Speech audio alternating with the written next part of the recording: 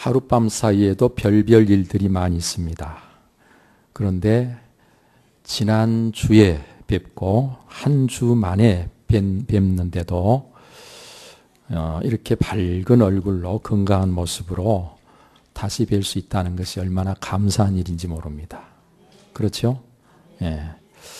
하나님께서 우리에게 이 복된 자리에 있게 해주심을 정말 감사하고, 또 하나님께서 이 시간 다른 어떤 것보다도 하나님께서 신령한 복으로 우리와 함께 하실 것이기 때문에 더더욱 감사하지 않을 수가 없습니다.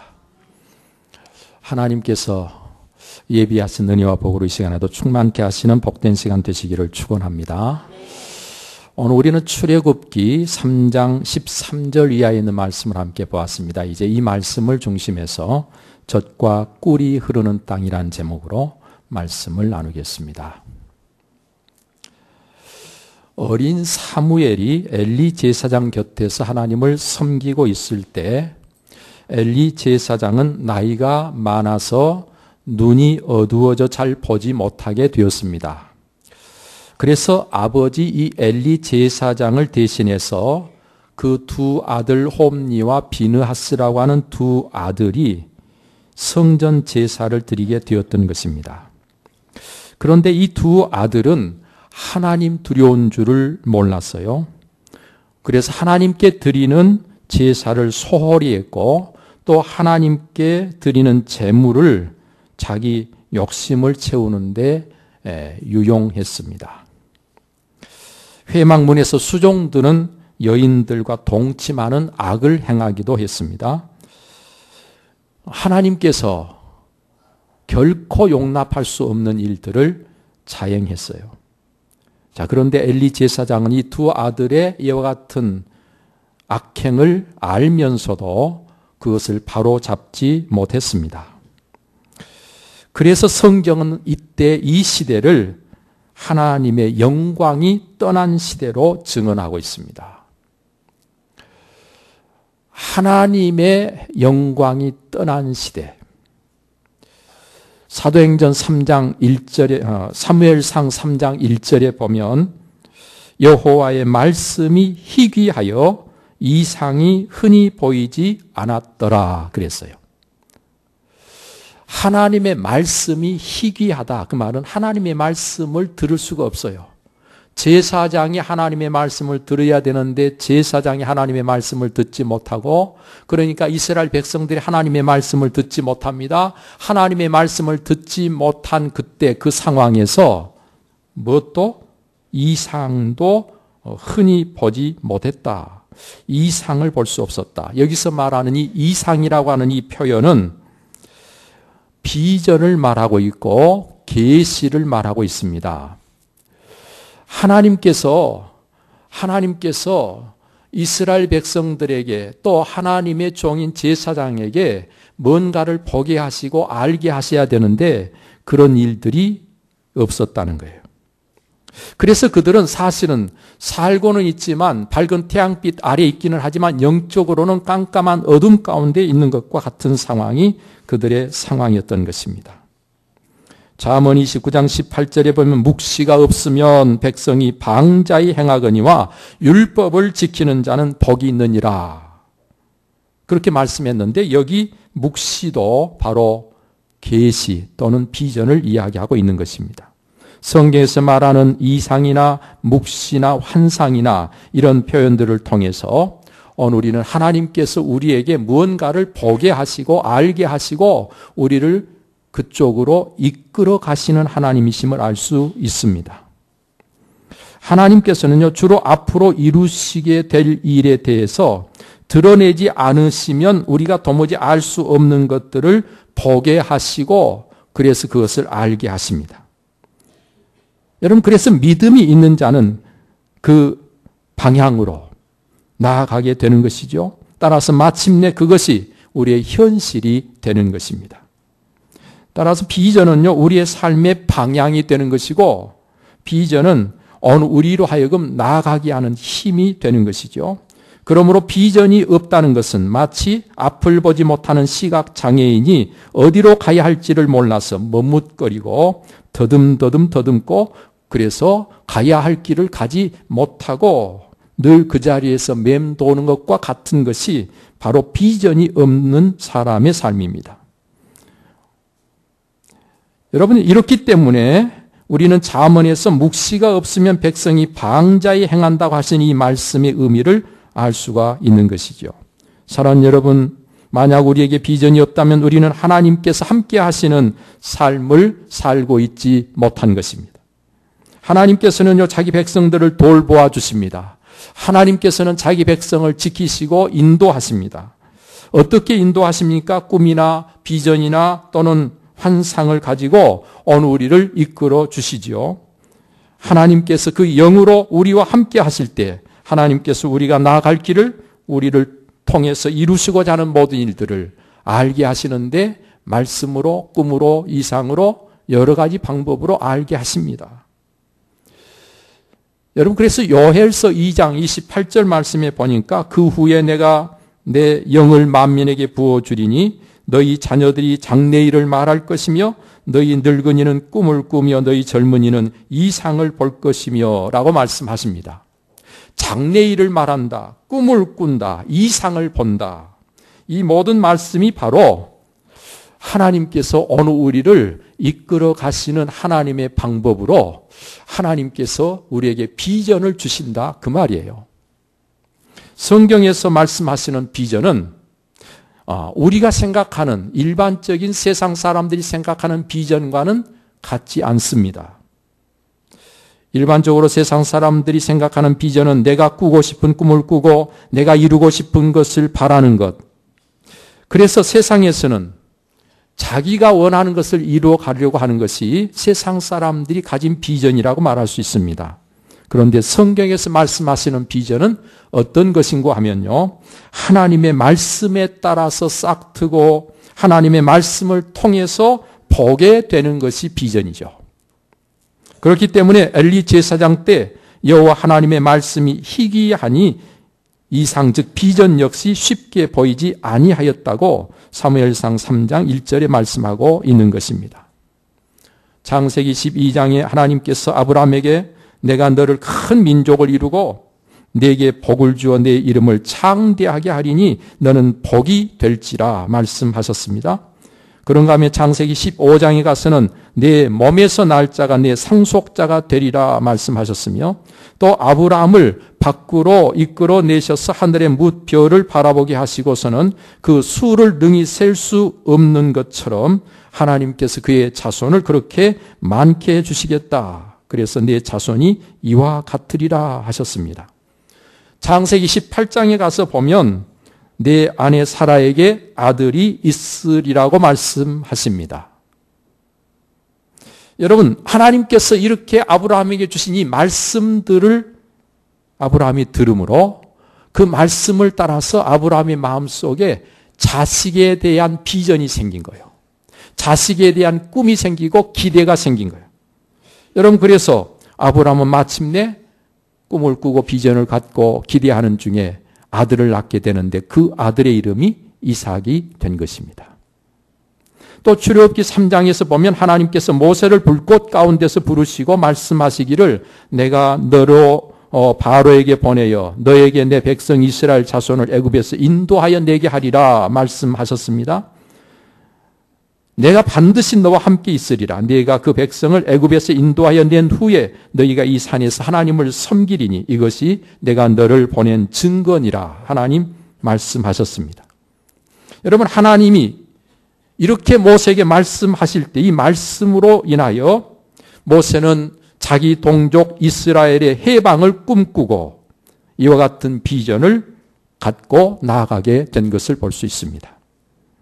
그런가 하면 또 선지자 이사야나 에스겔을 통해 하나님께서 말씀하신 내용에 따라서 바벨론 포로가 된 유대인들이 예루살렘 회복에 대한 비전을 갖게 된 것을 성경에서 찾아볼 수 있지요.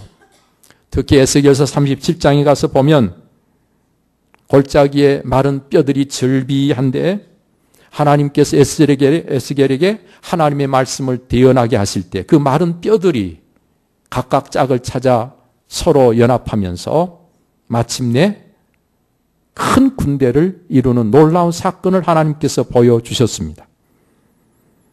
그리고 나서 하나님께서 말씀하십니다. 내 백성들아, 내가 너희 무덤을 열고 너희로 거기서 나오게 하고 이스라엘 땅으로 들어가게 하리라.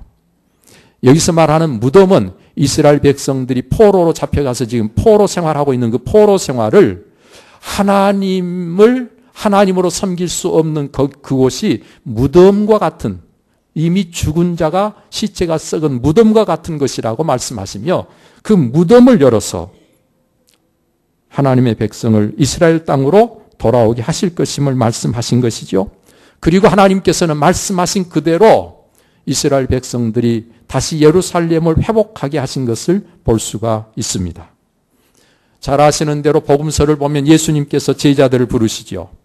나를 따라오너라. 그리고 제자들에게 예수님께서 하신 말씀이 무엇입니까? 내가 너희로 사람을 낚는 어부가 되게 하리라. 제자들에게 뭘 주신 거예요? 비전을 주셨어요. 어떤 비전을 주셨어요? 물고기를 잡는 제자들에게 이제는 물고기가 아니라 사람을 낚는 어부가 되게 해주겠다고 말씀하심으로 비전을 주신 것입니다. 이와 같이 하나님의 말씀이 그것을 믿고 따르는 모든 자들에게 비전이 되는 것입니다. 따라서 하나님의 말씀이 들려지지 아니하면 성경이 말하는 비전도 가질 수가 없는 것입니다. 사랑하는 성도 여러분들이요, 하나님의 음성을 들음으로 이 땅에 사는 동안 비전을 갖고 살아가는 여러분들이 꼭 되시기를 바랍니다. 그런가 하면 하나님의 약속, 하나님의 언약이 또한 비전이 되는 것이죠. 하나님의 말씀은 자기 백성들이 지켜야 할 내용도 있고 또 하나님께서 친히 행하실 일들에 대한 말씀도 있고 또 특별히 자기 백성에게 하나님께서 주신 약속의 말씀도 있습니다. 이 약속의 말씀이 오늘 우리에게 비전인 것이죠. 하나님은 반드시 약속하신 것을 그대로 지키시며 이루시는 하나님이 되십니다. 그래서 그 약속을 믿고 그 약속을 쫓아가는 사람들은 그 하나님의 약속이 비전이 되어서 그것을 이루어가는 하나님의 사람들이 된다는 말씀입니다.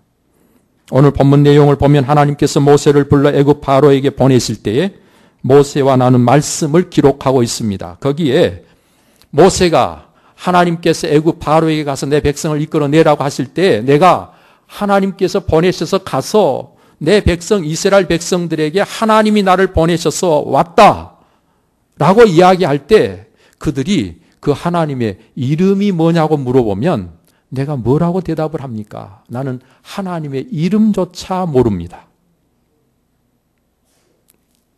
그래서 하나님께서 이름을 알려주시죠? 뭐라고 알려주시죠? 나는 스스로 있는 자니라. 나는 스스로 계신다는 게 하나님의 이름이에요. 왜? 이 세상의 모든 존재하는 것들이 다 스스로 있는 것은 없고 다 하나님께서 창조해 주셔서 있는 것이죠. 하나님께서 존재하게 해서 존재하는 것이죠. 그러나 하나님 그분 자신만큼은 누가 따로 하나님을 존재하게 해서 계신 게 아니라 그분 스스로 계신 분입니다. 그래서 우리는 하나님이 스스로 계신 분이라는 사실을 오늘 하나님 스스로가 말씀해 주심으로 알게 된 것입니다. 그 스스로 있는 자라는 말씀이 바로 여호와란 말이에요. 또는 야훼라고도 발음을 합니다만은 이 발음 자체가 어떻게 해야 되는지 모음을 없애버려. 하나님의 이름을 부르면 안 되니까 모음을 없애버려 가지고 우리가 그 발음을 어떻게 하는지 자음만 있어서 자음을 가지고 발음을 이렇게 해도 저렇게 해도 하기 때문에 여호와라는 발음을 하기도 하고 야훼라는 발음을 하기도 하는데 결국 그 자음만 갖고 발음 자체는 맞는지 틀린지 사실은 잘 모르는 거예요.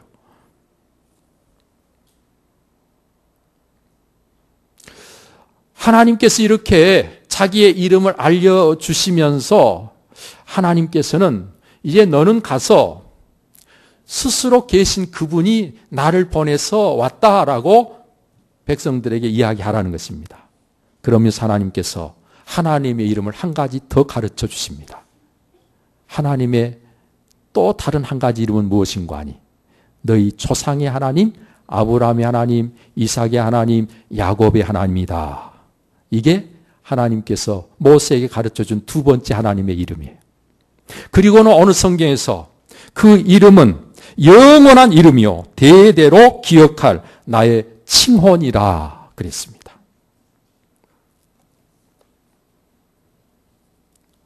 사랑하는 성도 여러분들이요, 신앙생활을 오래 했어도요, 누가 하나님 이름을 물어보면 당황합니다. 잘 몰라가지고. 하나님은 그냥 하나님이지 무슨 하나님 이름이 있는가. 여러분, 하나님의 이름을 성경에서 두 가지로 우리에게 말씀해 주셨다는 사실을 여러분 잊지 마시기를 바랍니다. 하나님이 분명히 이름이 있어요.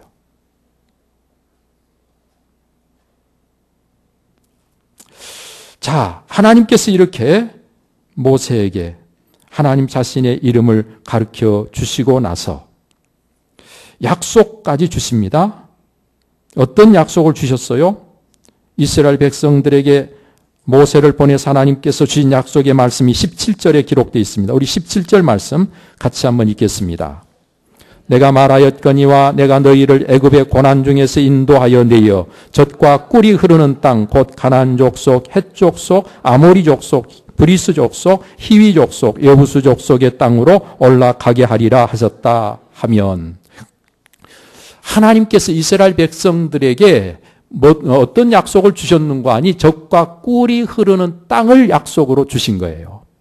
그 젖과 꿀이 흐르는 땅은 이미 살고 있는 족속들이 있었는데 가나안 족속, 헷 족속, 아모리 족속, 브리스 족속, 히위 족속, 여부수 족속, 이런 여러 부족들이 거기에 살고 있었는데 그 땅을 하나님께서 이스라엘 백성들에게 주시겠다고 약속을 주신 것입니다.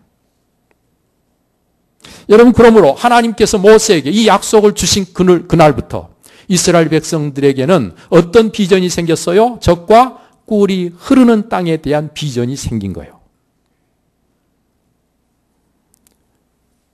젖과 꿀이 흐르는 땅에 대한 비전을 갖게 되므로 그들은 그것을 바라보게 되었고 그것을 꿈꾸게 되었고, 그리고 마침내 그 땅을 향해서 모세 지도자를 따라서 그 땅을 향해 출발하게 된 것입니다. 여러분, 오늘을 사는 저와 여러분들에게는 하나님께서 주신 약속이 무엇입니까? 여러분들은 어떤 약속을 받으셨습니까? 네가 만일 내 입으로 예수를 주로 시인하며 또 하나님께서 그를 죽은 자 가운데서 살리신 것을 내 마음에 믿으면 구원을 받으리라. 구원에 대한 약속을 주셨지요. 예수님께서 나는 생명의 떡이니 내게 오는 자는 결코 줄이지 아니할 터이요 나를 믿는 자는 영원히 목마르지 아니하리라. 생명에 대한 약속을 주셨습니다. 내 아버지의 뜻은 아들을 보고 믿는 자마다 영생을 얻는 이것이니 마지막 날에 내가 이를 다시 살리리라. 부활에 대한 약속, 영생에 대한 약속을 주셨지요. 내 살을 먹고 내 피를 마시는 자는 영생을 가졌고 마지막 날에 내가 그를 다시 살리리니 내 살은 참된 양식이요 내 피는 참된 음료로다. 살아계신 아버지께서 나를 보내심에 내가 아버지로 말미암아 사는 것 같이 나를 먹는 그 사람도 나로 말미암아 살리라. 예수님께서 내가 속히 오리니 네가 가진 것을 굳게 잡아 아무도 내 면류관을 빼앗지 못하게 하라. 이기는 자는 내 하나님 성전의 기둥이 되게 하리니 그가 결코 다시 나가지 아니하리라.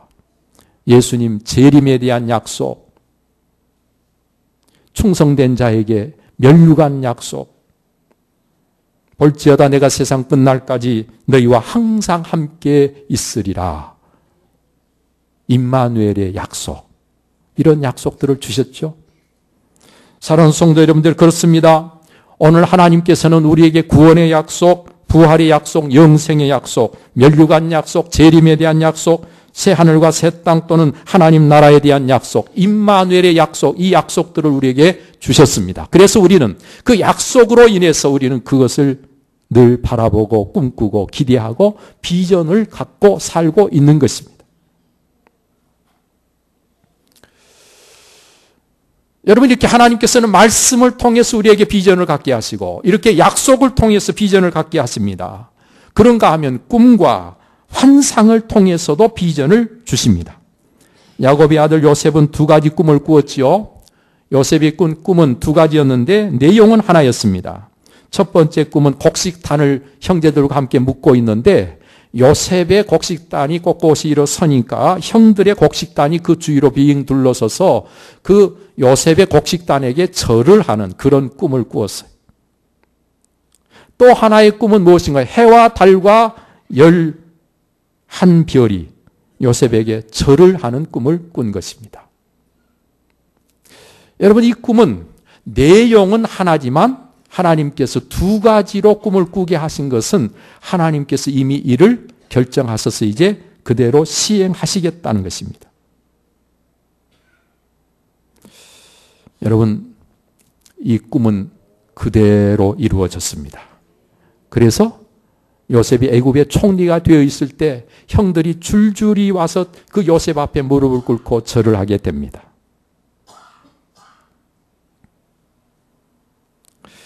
사랑하는 성도 여러분들이요, 요셉은 이 꿈에 따른 비전이 있었기 때문에 그는 좌절할 수밖에 없는 그런 상황 속에서도 좌절하지 않습니다. 낙심하지 않습니다. 끝까지 성실함으로 마침내 하나님이 주신 꿈을 비전으로 품고 살았던 그는 그 비전이 현실이 되는 축복을 누리게 되는 것입니다. 요한계시록을 기록한 사도 요한은 밤모섬에 유배당에 있을 때 환상을 통해 하나님께서 그에게 보여주신 것은 하늘이 열리고 거기 하나님의 보좌가 있는데 하나님 보좌에 앉으신 이가 있고 그 보좌 주변에 네 생물이 있고 그 보좌 주변에 24장로들이 있는 것을 보았습니다. 사랑하는 성도 여러분들이요, 사도 요한을 통해 하나님께서 보여주신 이 환상은 기록을 통해서 오늘 저와 여러분들에게도 알려지게 하시고, 그리고 사도 요한은 물론이고 저와 여러분들이 그 하나님 보좌 천국에 대한, 새 하늘과 새 땅에 대한 비전을 갖게 해주신 거 아니에요? 오늘처럼 하나님께서는 꿈과 환상을 통해서도 우리에게 비전을 주십니다. 그리고 성령 안에서 기도하는 자에게 하나님은 또한 비전을 주십니다. 우리의 욕심을 따라 기도할 때가 아닙니다.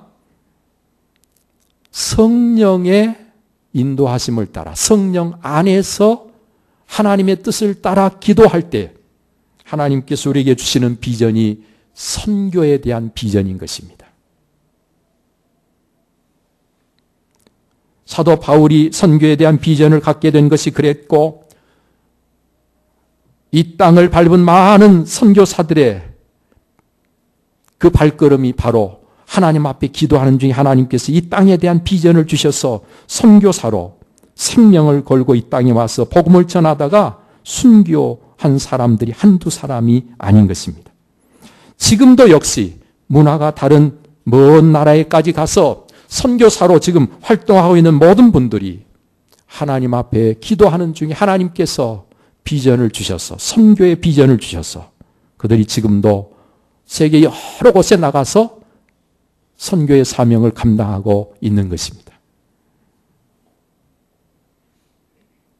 비전이 없으면 삶의 의미를 갖지 못합니다. 삶의 방향을 찾지 못하는 것입니다. 그러므로 방황하고 결국은 망할 수밖에 없는 것입니다. 비전이 없다는 것은 하나님의 말씀이 없다는 것이고 하나님의 약속도 모른다는 것이고 꿈이나 환상을 보지도 못하고 하나님 앞에 성령의 인도하심을 따라 기도할 줄도 모른다는 것을 의미합니다. 하나님이 그와 함께 하시지 않는다는 거예요. 그러므로 깜깜한 어둠 가운데, 영적으로 깜깜한 어둠 가운데 살고 있는 것입니다. 여러분, 우리가 이렇게 돼서는 안 되잖아요. 적어도 그리스도인이라면, 예수 그리스도를 믿어 구원을 받았다면 우리는 비전이 있어야 됩니다. 여기서 우리가 한 가지 아주 분명하게 알 수 있는 것은 성경에서 말하는 이 비전은 그러므로 믿음이 없이는 도무지 가질 수 없는 것임을 알 수 있습니다. 하나님이 말씀하시는 말씀이 아무리 외쳐져도 믿음이 없는 사람에게는 그것이 그의 삶의 꿈이 되지 못해요. 비전이 될 수가 없어요. 오직 믿음이 있는 사람만. 사랑하는 성도 여러분들, 이제 우리 모두 믿음으로 먹고 마시는 땅의 것, 썩어질 것이 아닌 영원한 것, 위의 것을 바라고 꿈꾸면서 비전을 품고 이 세상을 살아가는 여러분들이 꼭 되십시다. 어떤 비전이요? 하나님 나라에 대한 비전을 품어야 됩니다. 하나님의 나라를 소망하며 그것을 비전으로 품고 살아가는 사람은 세상에 사는 사람들과 다르게 살 수밖에 없습니다. 사랑하는 성도 여러분, 예수 그리스도가 여러분의 비전이 되시기를 바랍니다. 나는 예수 그리스도처럼 살리라. 내가 예수 그리스도 그분께서 가신 길을 가리라. 예수 그리스도가 비전이 된 사람, 그 사람이 이 세상 가운데서 거룩한 삶을 살 수 있습니다. 또한 하나님의 선교를 비전으로 품고 날마다 하나님께서 원하시는 이 선교의 사명을 잘 감당해서 하나님 앞에 칭찬받는, 상급받는 여러분들이 꼭 되시기를 바랍니다. 2015년 한 해는 하나님께서 주신 이 비전을 가지고 여러분 한 걸음 한 걸음 바른 방향을 찾고 나아가는 여러분들이 되어지심으로 순간순간 살아가는 모든 삶이 하나도 의미 없는 삶이 없고 가치 없는 삶이 없이 다 보람되고 가치 있고 의미 있어서 하나님 앞에 가장 복된 한 해를 살아가는 그런 여러분들이 꼭 되시기를 바랍니다. 기도하겠습니다.